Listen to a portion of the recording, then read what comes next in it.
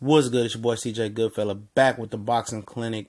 One time for the one time back, talking that heavyweight boxing on the YTBC tip. Smoothed out, man. Yesterday we talked about a potential Vitaly Joshua fight. You know, just hypothetical, mystical shit. You know what I'm talking about? Wish it happened because I would definitely love to see it.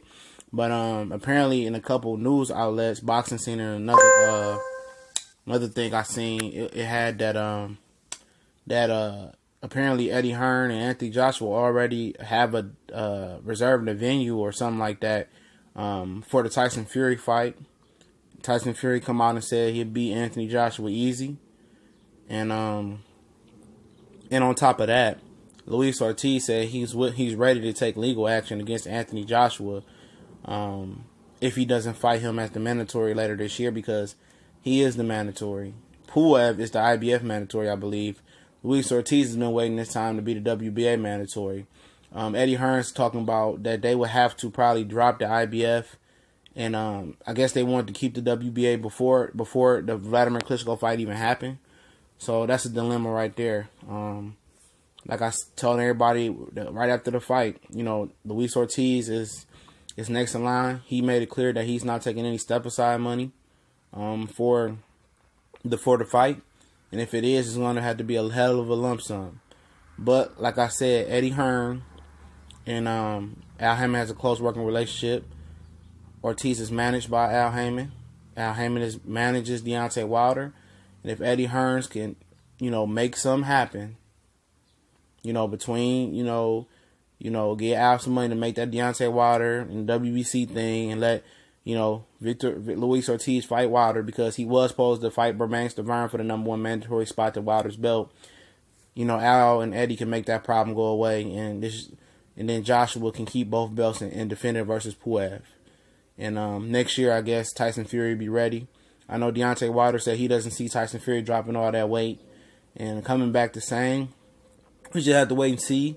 Tyson Fury crying about whatever in deposition here and he got going on against whatever organization, the British board.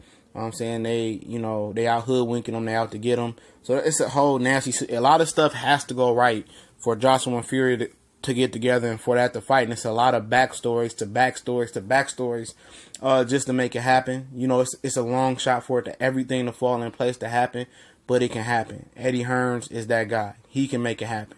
Eddie Hearns is a good promoter. He's nasty. He's dirty when he has to be. He has the money to flash around and make those things happen, to make problems go away. And with the power team of him and Al Haymon, he can make that go away. And now Oscar De La Hoya is getting into the scene by saying that he wants to help promote Anthony Joshua worldwide.